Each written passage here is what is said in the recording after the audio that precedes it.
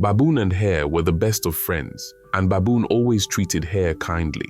But Hare, mischievous as ever, loved playing tricks on Baboon and teasing him, often throwing dust into his eyes just for fun. One day, Hare decided to throw a special party, inviting Baboon and all the other animals. Baboon, being polite, accepted the invitation with excitement. The night before the party, Hare burned the area around his yard, but didn't tell anyone. The other animals arrived and waited, eager for the celebration. On the day of the party, Baboon came along with his wife and a troop of baboons, ready to join the fun. When they arrived at Hare's home, Hare greeted them warmly, saying, "Welcome, friend, welcome, clan. Before we drink, we'll feast on meat to honor my ancestors who watch over me.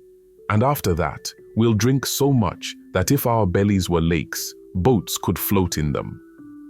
The baboons were excited, but before they could eat, Hare added, "But first, we must wash our hands. Let me check them." When Hare inspected Baboon and his troop's hands, he exclaimed, "Oh my goodness, your hands are filthy. You'll need to go to the river to wash them properly." The river was far away, but Baboon and his troop obediently rushed off, walking on all fours across the burnt ground. When they returned, Hare looked at their hands again and said, No, they're still dirty.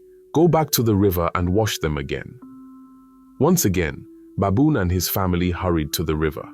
But by the time they returned, all the food and drink had been finished by the other animals. Not a drop or a bite was left. Hare burst into mocking laughter, leaving Baboon and his troop feeling humiliated and empty-handed. Sadly, they returned home, disappointed. Sometime later, Baboon came back to Hare and said, "I'm holding a special ceremony in honor of my late father, and I'm brewing some special fermented porridge for the occasion. I'd love for you and your family to join us this Saturday." When Saturday arrived, Hare and his family eagerly went to Baboon's home, arriving just after breakfast. They were greeted by the sight of pots and pots of frothy porridge, bubbling and ready. Hare couldn't wait to drink his fill.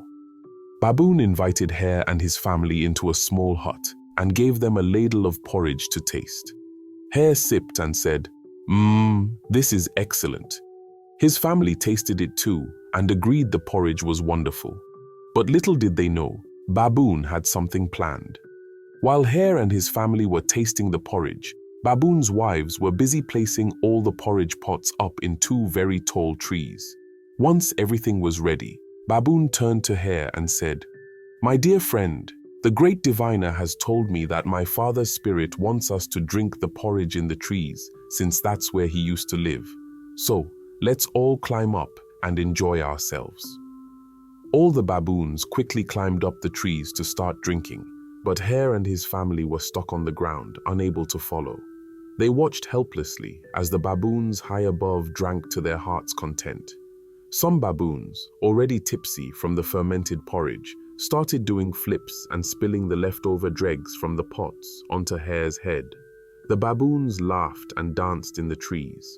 One female baboon, very tipsy, accidentally fell right onto Hare's mother-in-law. Then, as if things couldn't get worse, a male baboon slipped and tumbled down, landing right on Hare's head. Hare and his family, feeling embarrassed and angry, left the party with sore necks and empty bellies.